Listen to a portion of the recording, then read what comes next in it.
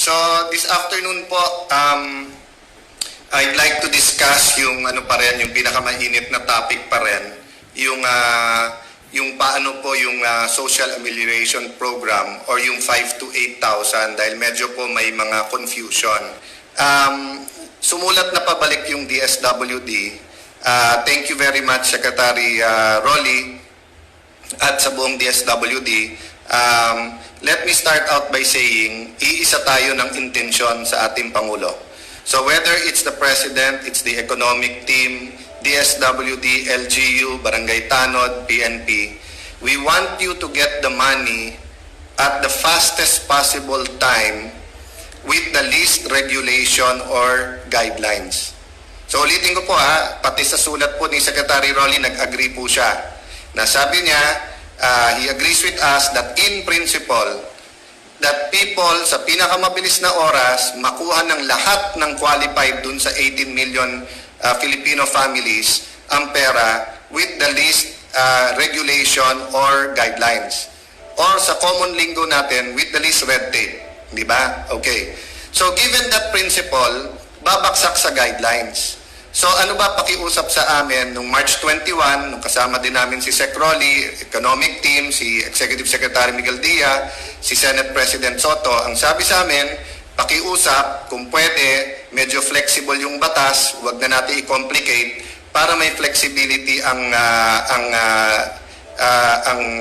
executive branch para ma-deliver ito kaagad. And simpleng-simple po ang idea, payagan sila ng flexibility, makahanap ng 200 to 300 billion. 200 billion na yan ay para sa social amelioration and yung 75 billion yung pang-address sa mga kailangan ng health workers, PPEs, yung mga additional allowances and anything else the government would need without affecting the fiscal standing. Ibig sabihin, life after COVID. Madaling guluhin ngayon yung budget at kunin lahat, no? Pero we also have to be very discerning. So yun yung agreement doon at yun po ay binigay namin, di ba? So linawin ko po muna ng klarong-klaro yung point po natin sa sinong dapat tumanggap. Okay? So yung doon pupunta yung guidelines at doon kami nakikiusap pa ulit-ulit sa DSWD. As of now, they have 7 memorandum circulars. All of them are live. They just amend partially, pero none of them repealed the other ones. No? So from memorandum circular number 1 to memorandum circular number 7. So nakakalito ito sa mga tao at public officials. Number 1 rule sa communications, internal muna yung communication. Kung tayo hindi nagkakaintindihan, isang pamilya lang tayo, paano tayo maiintindihan ng iba o ng komunidad natin o ng barangay o ng purok natin, no? So on that point, klaro naman ang hinihingi lang namin sa DSWD kasi anyone now, I've been seeing sa Facebook, iba't ibang barangay, iba't ibang senador, iba't ibang congressman, iba't ibang mayor, iba ang nakalagay kung sinong kasali at hindi. And they're not necessarily wrong, di ba? For example, meron pong iba nakalagay doon, let's say sa single mother or sa senior citizen or sa 4Ps. Yung iba sabi kasali, yung iba hindi.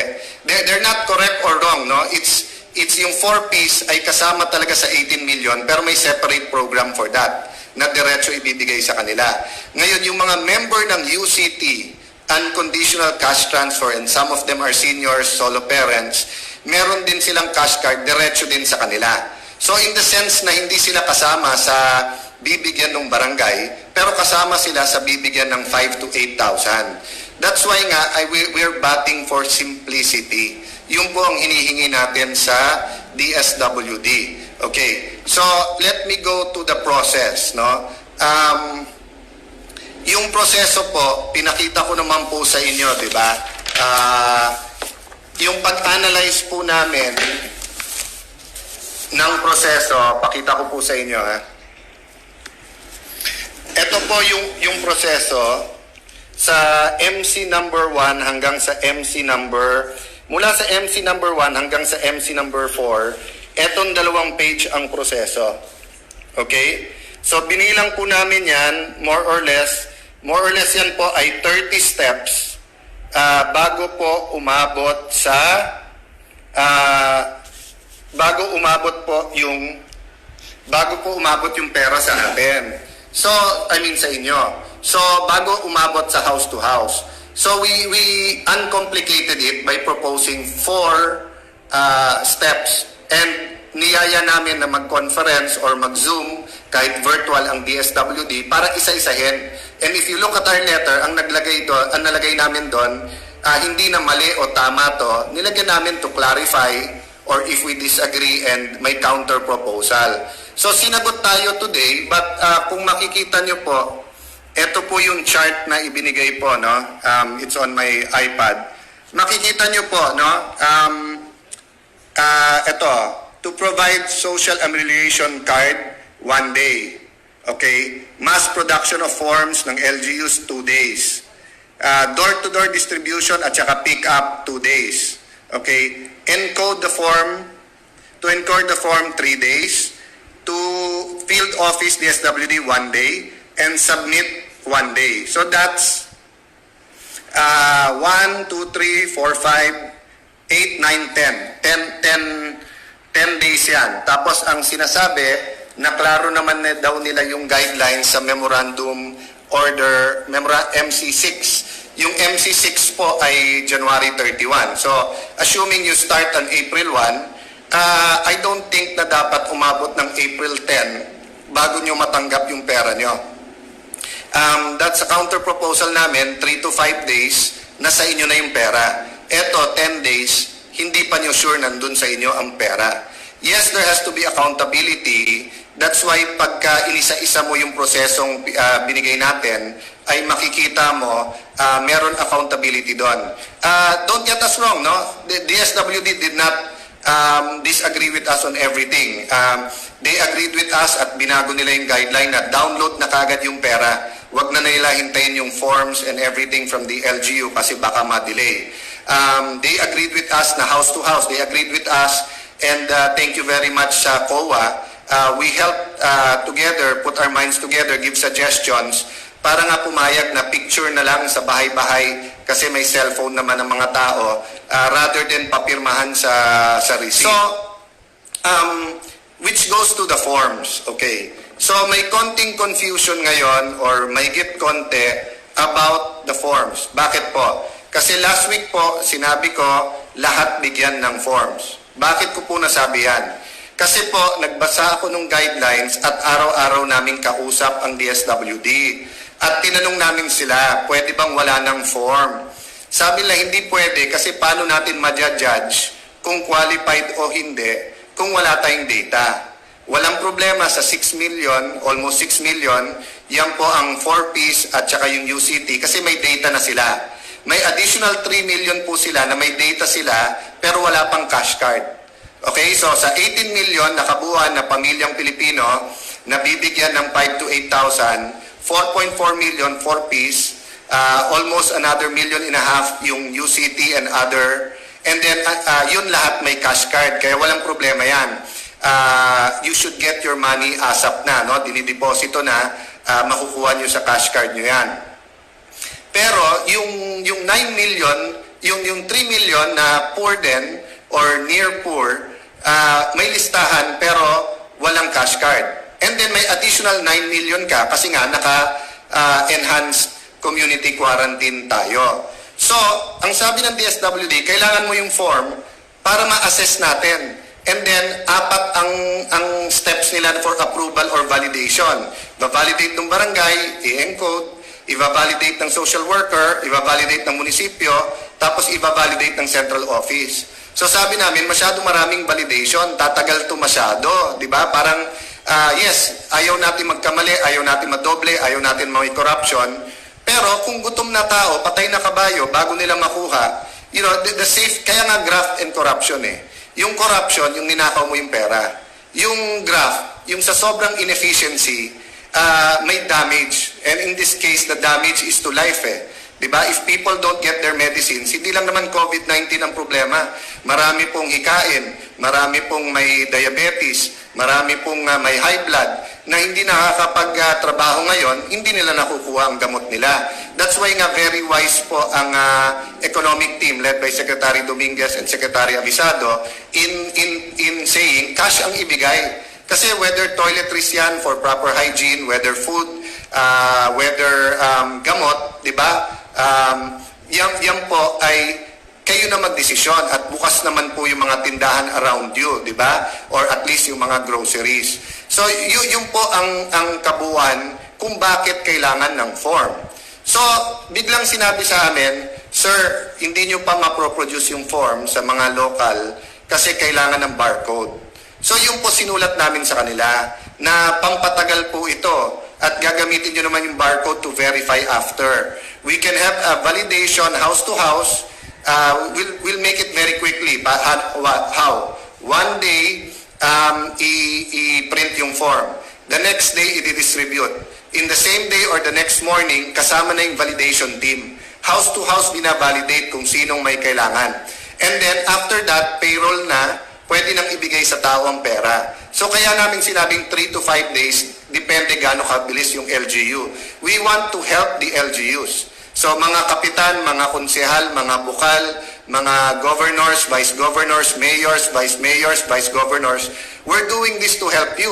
And the congressmen are every day thinking of ways, aside from legislation, how to help even through oversight and yung kanya-kanya ding mga donation. So yung bawat block natin, let's say yung Metro Manila, and then gumawa din kami ng Greater Metro Manila, may proposals at may concerns yan every day, no? Okay, so saan nagkaroon ng confusion? Ngayon, biglang dinagdagan ng DSWD, hindi lang ng barcode but control number. And then, binago din po yung sinabi sa amin na initially ang numbers and I think it's here, no? Let me see. Initially, yung numbers ay ang usapan initially kung ano yung nasa 2015 census.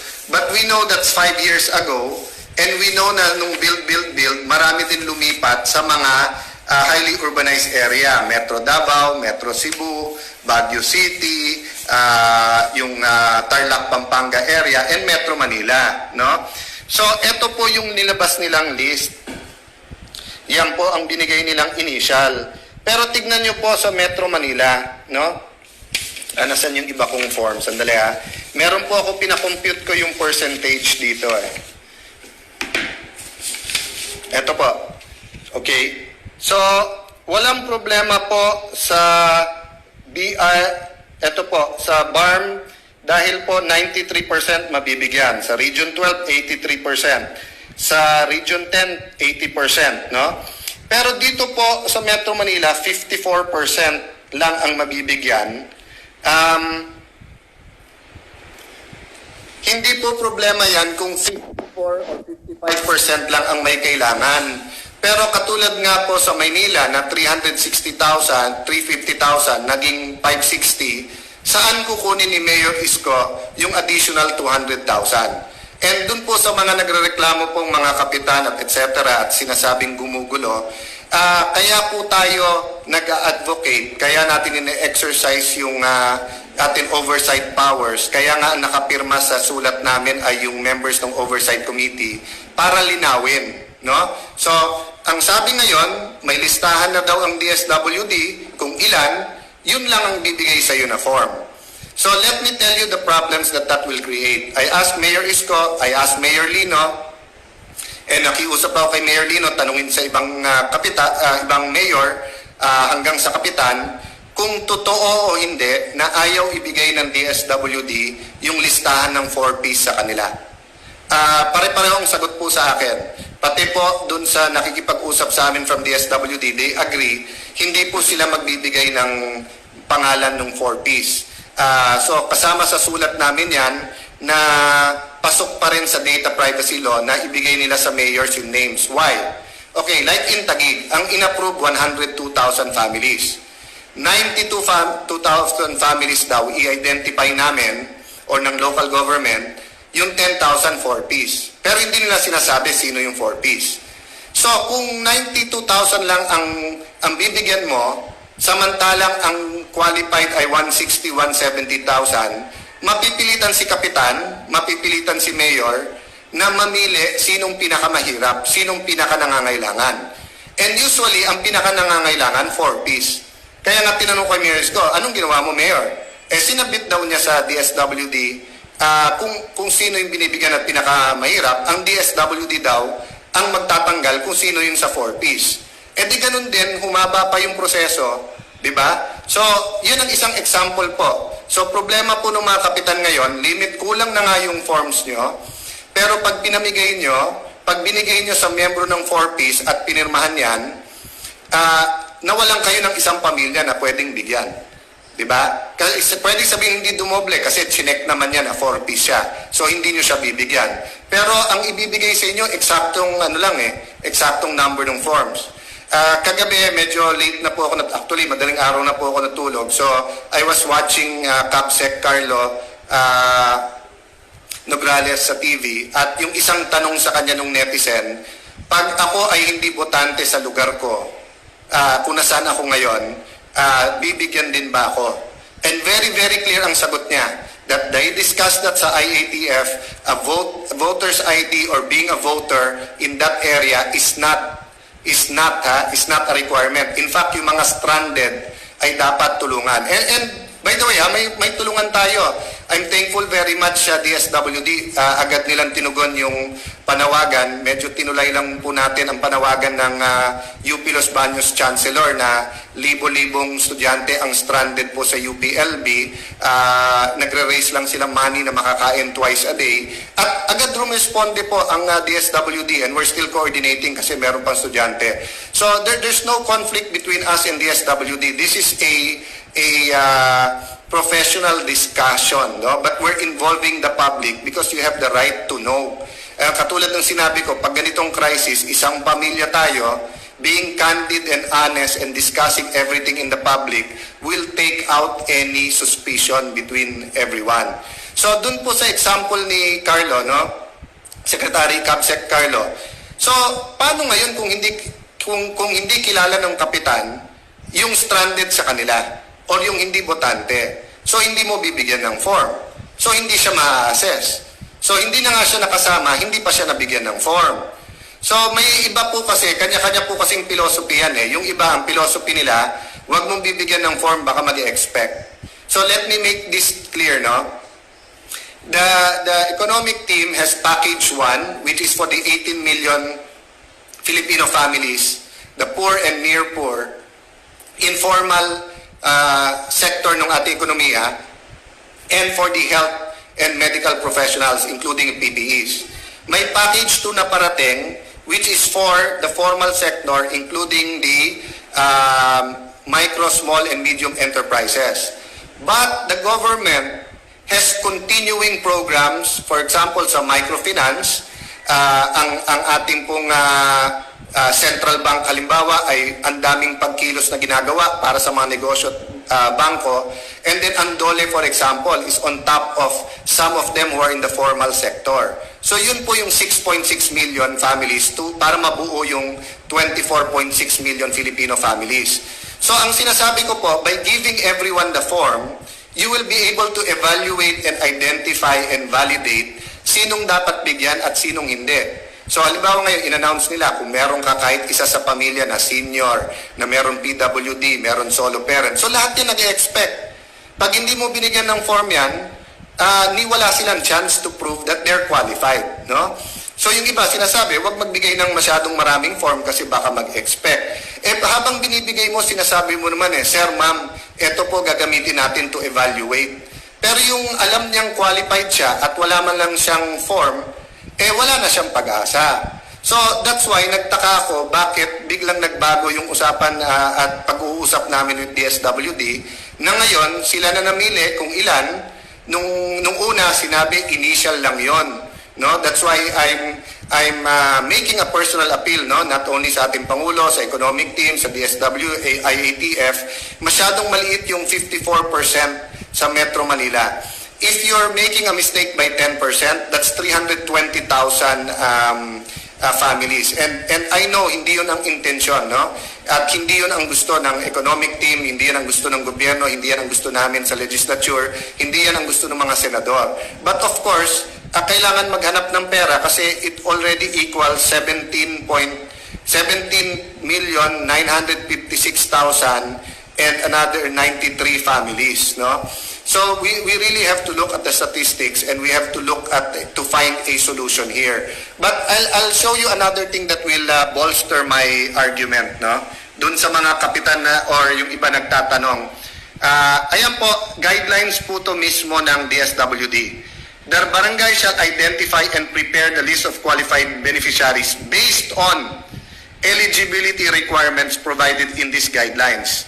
The listed beneficiaries will be profiled through the use of social amelioration card. So malinaw po yan, ha? Ang mag-identify barangay, titignan nila qualified, profiled from the social amelioration card. Meaning, kung wala kang card, hindi ka kasama sa ipro-profile, wala ka ng pag-asa. So the SAC or social amelioration card shall be the mechanism of eligibility. Shall be the mechanism of eligible families to access any social amelioration program from any government agency, including the DSWD. Okay? Ayan po, tapos ito po, kasama namin binuo po yan. The identified person of barangay will conduct a house-to-house distribution. House-to-house distribution of the SAC forms. Diba? Okay. So let me go back to that, no? Kung alam nyo na kung sino at fix na yung number mo, ba't pa tayo magbibigay ng card? Magpasubmit na lang tayo ng listahan. Ngayon, sinasabi natin, meron mahuhulog sa DA katulad ng fisher folk at ibang farmers. May mahuhulog po sa, or may masasakop po ang DOLE, may masasakop ang DOTR. But under your joint guidelines, it's the social amelioration card that will determine kung kung saan programa ka. So, kung hindi mo bibigyan ng card lahat, no? So meaning may nakita kang malaking bahay, tinanong mo, kinatok mo, boss, ilan ang pamilya diyan? 4. Ay sorry po, isang form lang kayo. So may 3 pamilya doon na cannot even argue whether or not sakop sila. Now, what if you give them 4 forms? Yung isa yung may-ari ng bahay and clearly may income, clearly may kaya, clearly nasa formal sector. So sabihin mo, ma'am, hindi po kayo kasama. Kung hindi makabayad ng renta yung makasama mo, may ibang programa ang gobyerno dyan. The other family, nasa formal sector kasi nasa hotel nagtatrabaho, for example, and continuing sweldo. So i-explain lang sila, boss, hindi ka kasama kasi tuloy-tuloy ang sweldo mo. But the 2 other families ay kasama. No? So that's the value po that we will have forms for everyone, no? We cannot play politics here. We cannot think na pag binigyan magtatampo. Kahit anong mangyari dito, may magtatampo. Kasi supply and demand yan eh. 'Di ba? Lahat kailangan, lahat gustong mabigyan. So we were just trying to put more logic and sense into all of this. So let me show you the form. Nakita nyo na to, but let me show it to you again, no? Okay. Ayan po yung form at makikita nyo po medyo kompleto sa datos at pati kung ano sakit nung pamilya, anong kondisyon, ano yung mga sakit and everything, no? So kung hindi ka mabibigyan ng form, paano malalaman ng DOH, for example, yung mga may high blood at kailangan ng gamot, di ba? So paano po malalaman ng IATF kung ilan ang vulnerable sector? Kasi part of asking the pre-existing medical condition is not only for the social amelioration. It's also for our scientists, especially yung data scientists and medical professionals, to see gaano ka-vulnerable ang population sa isang lugar because we know that COVID-19 hits worse dun sa mga may underlying medical condition. So, kung hindi ka mabibigyan ng form, walang record yung gobyerno tungkol sa'yo, no? Then going back to the process, di ba? Why do you have to encode for 3 days when may form ka naman? So gamitin mo na yung form para ibigay yung pera, then afterwards, saka nyo i-encode dahil may pangalawang bigayan pa naman sa Mayo. So, siguro at this point you'll ask me, bakit yung verse na shinare nyo sa umpisa is about, the way to heaven being narrow and the gates to hell being wide. May kasabihan din po that the road to hell is paved with good intention. The president will die first before allowing Filipinos and the country to go to hell. No, I'm speaking po in human terms, in governance. No, ayaw niyang magutom kayo, ayaw niya po na magkasakit kayo, ayaw niya po na may mamatay. That's why the president has been diligent in running government even during this crisis. No, that's why the economic team is focused in trying to help everyone. No. So having said that po, sinabi ko yan kasi marami po maganda intensyon, pati po kami. But this is not you versus us. I want to say LGU, I'm on your side. But if I say LGU on your side, does that mean kalaban ko DSWD? Hindi po. We're all on one side. The other side is COVID-19. No? So I hope, ang dami ko pang gustong i-discuss, but may tumatawag na po sa akin from the economic team, and I think very good po yung suggestion that we clear this up by the DSWD and myself or Congress having a joint statement, no? But very important din na ma-clear up lahat ng issues na to, and dun po sa mga medyo nahihirapan, pasensya na po kayo. Again, we're on your side, we're on the same side. Dun po nagsasabi, paano to? 2,000 ang bibigyan sa amin, 800 lang ang binigay. Ano yung sinasabi ni Cayetano na kailangan ng form? Hindi, no? We are debating and we are talking to each other as a nation